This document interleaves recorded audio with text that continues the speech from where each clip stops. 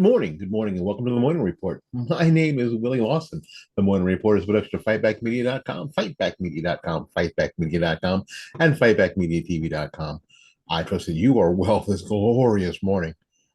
Whew. Man, oh man. Rocky Mountain High is real. You've heard already that the Colorado Supreme Court, in a 4-3 decision, has decided to ban um, Donald Trump from being on the ballot there. Wow. You remember we said, I don't know, 4 years ago, 8 years ago, the more the left attacks Donald Trump, the more it steals his base. And even more, the more other folks who may not necessarily be um, supporting Donald Trump start to go, hey, wait a minute. Wait a minute. Do you know who else did that recently? Ron DeSantis. Governor Ron DeSantis mulled the idea of taking President Joe Biden off his state's 2024 primary ballot after the Colorado Supreme Court, in a 4-3 decision, kicked former President Trump from its 2024 GOP primary ballot. All right, here's a couple of problems, and I'll go on with this. First of all, it is my thought, and if you think about it, it is the club Republican Party or Democrat Party or Libertarian Party or, I don't know, Bull Moose Party. It's them choosing their nominee.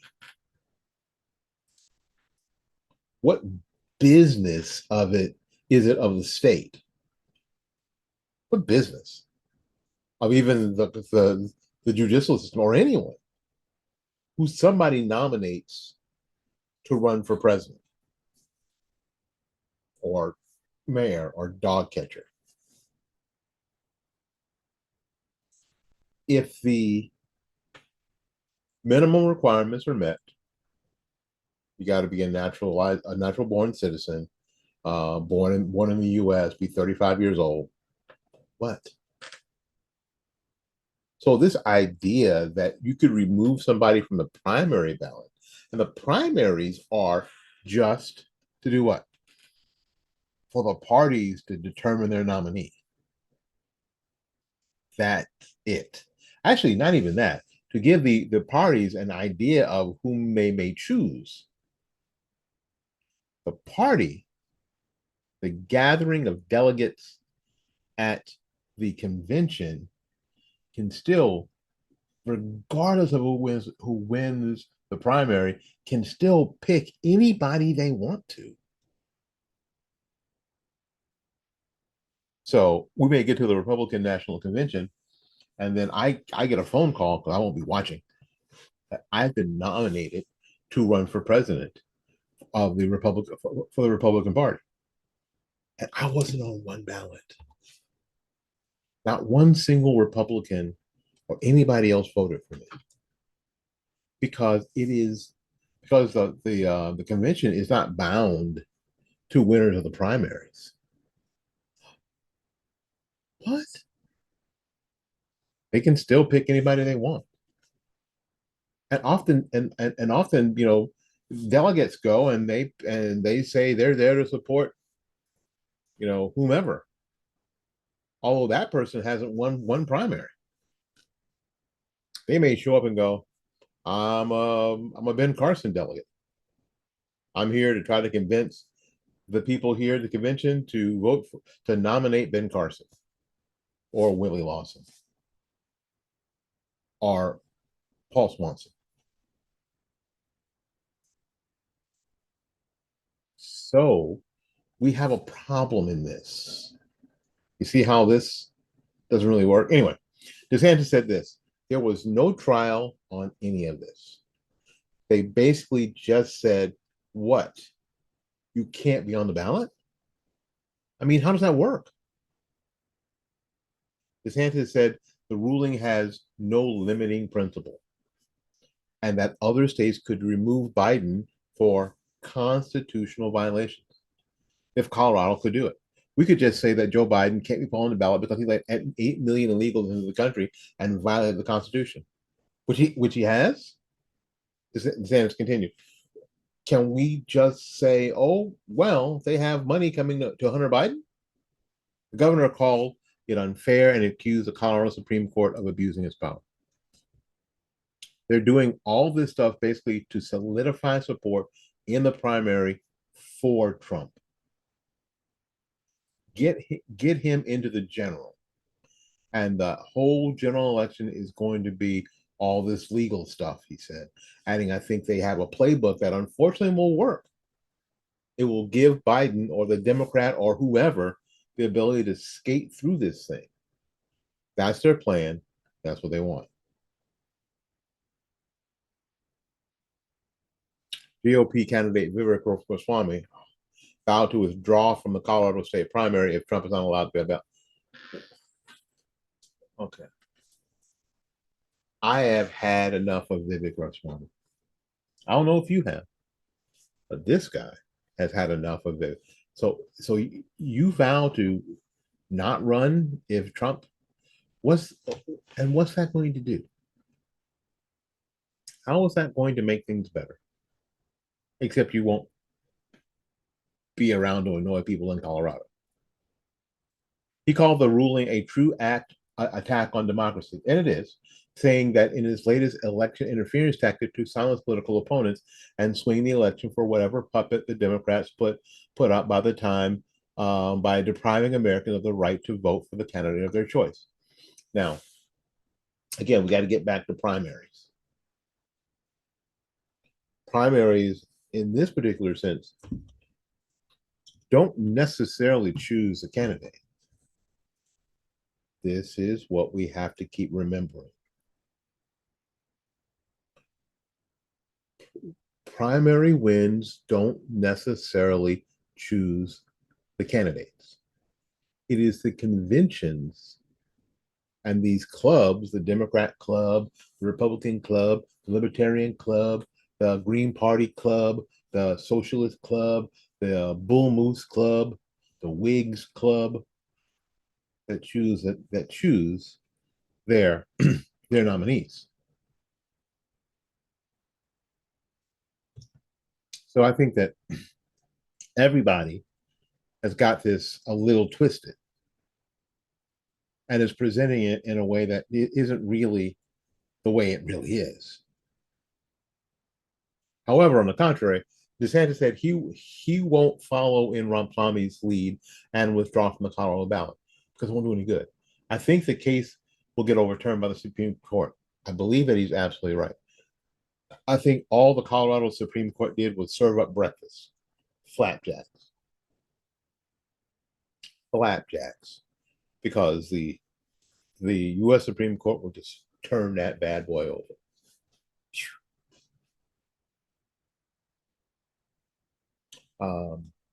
But I've qualified for all the ballots. I'm competing in all the states, he said. I'm going to accumulate the delegates necessary because that's the process. In addition, Texas Lieutenant Governor Dan Patrick also floated the consideration of removing Biden from his state presidential ballot. Patrick cited Biden's poor handling of the southern border and allowing over 8 million illegal immigrants to enter the U.S. as a reason to remove the president from the ballot. Seeing what happened in Colorado makes me think, except we believe in democracy in Texas, maybe we should take Joe Biden off the ballot in Texas for allowing 8 million people to cross the border since he's been president, disrupting our state far more than anyone else has done in recent history, Patrick said in an interview with Fox News. The Texas Republican said that he has filed another bill to deal with the country's impending human smuggling problem that has been expedited under Joe Biden because the Biden administration is doing nothing. Earlier this week, another record for illegal migrants illegals, I should just say, crossing into it in a single day was broken along the southern border, with almost 12,000 illegals encountered at the U.S. border. Fox News reported that there have been over 12,600 crossings in total, comprised of 11,000 apprehensions and more than 1,600 encountered at ports of entry. Thousands more remain at a processing center in Del Rio, Texas, following a surge of crossings at Eagle Pass. Detainment facilities are at more than 260% of capacity. Sources say the border agents are operating under a ratio of 200 to 1. Similarly, Republican candidates for Congress, Anthony Sabatini from the 11th District of Florida, also called for Biden's removal from his state's ballot. Again, in a 4-3 ruling, the Denver District Court conducted a 5-day trial and found clear and convincing, in quotes, evidence that Trump engaged in insurrection and defined in Section 3. The Supreme Court that the 45th president is disqualified from holding office of the president under Section 3. I think this was the 14th Amendment, yeah.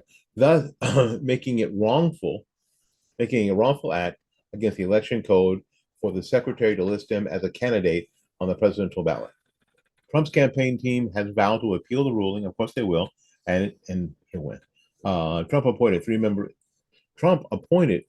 of the Colorado 6-member Supreme Court conservative majority. We'll see what happens. We will see what happens. All right, one more. A number of years ago, 11 or 12 years ago, I had a chance to visit Washington, D.C.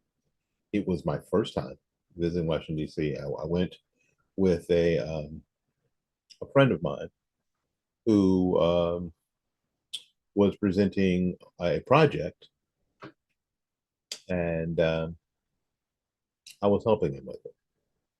I was kind of the spokesperson because at the time I was the AM radio personality, with his dulcet tones and fantastic way to present things, blah, blah, blah. So he took me with him. And it was great.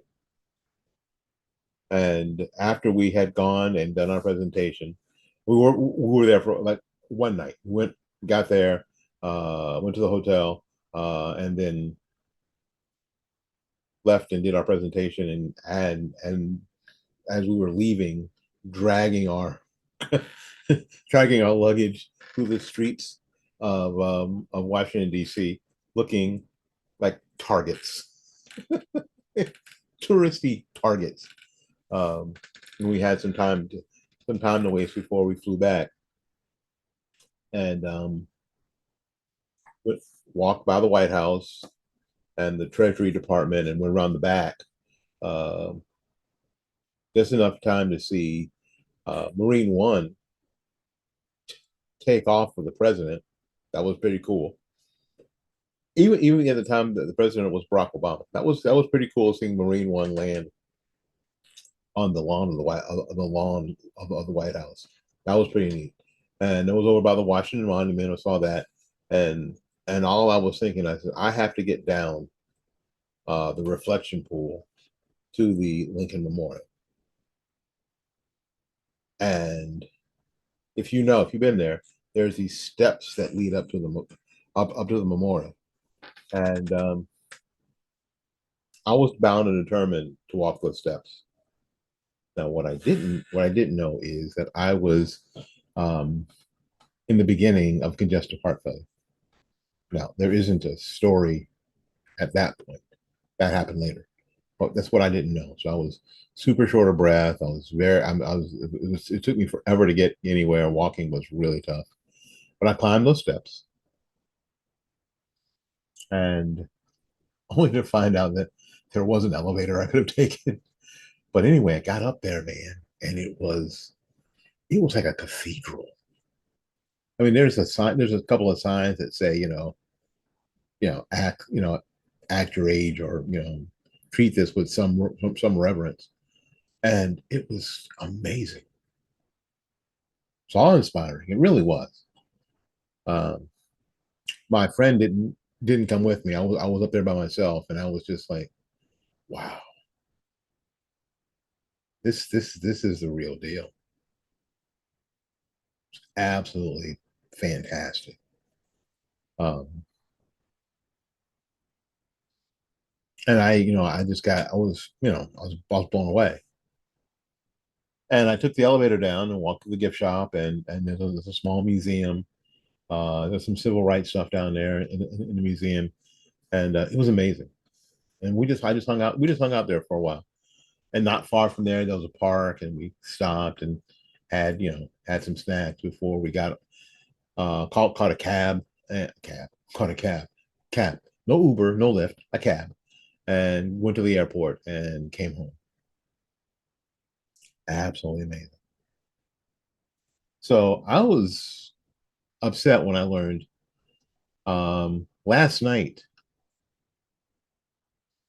the anti-Israel vandals defaced the Lincoln Memorial in Washington, D.C., dumping red paint on the steps of the iconic monument and spray painting "Free Gaza" on several parts of the tribute to our 16th president.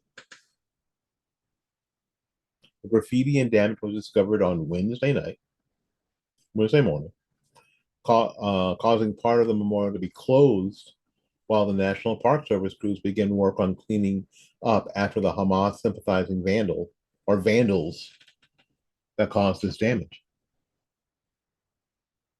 According to Fox 5, conservators, people who are responsible for taking care of the memorial, began the process of removing the paint almost immediately after it was discovered. But it may take several treatments over several days to remove it all. As Fox 5's Bob Bernard noted, there is still no word on who did this, but they were not found. But they were not found at the scene when the graffiti was discovered. Of course not. Authorities are asking anyone with information related to the incident to contact the United States Park Police by calling 202-379-4877 or emailing USPP_tipline@nps.gov. What the vandals, of course, really don't realize, well, actually they do, that it is Gaza needs to be freed from Hamas. Hamas that took control of Gaza is Gaza's biggest problem, not Israel. Hamas. It is the Iran-backed terrorists that diverted international aid into building up its own terror network rather than investing in things like infrastructure, education. The same barbarians who hide their rocket launchers and bases of operations inside schools, mosques, and hospitals. If Gaza is ever to be free, quote unquote, Hamas must first be wiped out. Hopefully, we'll know more about this story later. My name is Willie Lawson. This has been the Morning Report. The Morning Report is a production of fightbackmedia.com, fightbackmedia.com, fightbackmedia.com, and fightbackmediatv.com. So until we see you again, go out there and learn something, love somebody, and for goodness sakes, y'all take care of yourself. We will see you when we see you. Bye-bye now. What's going on, Tampa? Jeff Dow from JD's Pressure Washing here again, and we wanted to share something really cool with you that we're going to be doing that you can be a part of. Tampa is home to 21,000 veterans. We all love our vets, and being one myself, we wanted to find a way that we could give back. So here's what we're going to do. For every 10 jobs that we do that are $300 or more, we're going to do one veteran home for free. Now, when I say home, we're talking house wash, driveway, sidewalks, and perimeter fence if they have one. So I need your help with exposure on this so that we can get the jobs that we need as well as the veteran homes to clean, which is going to be a total surprise for them. We're going to show up, knock on the door, and let them know right then and there in the moment what it is that we're going to be doing for them. It is going to be pretty cool. And here's a bonus offer for all of you who help us with this. We're also going to offer 15% off all cleaning that's over $300 just to say thanks. So So if you could do me a huge favor, like, comment, and share this video so that we can get the word out and start cleaning homes of veterans right here in Tampa.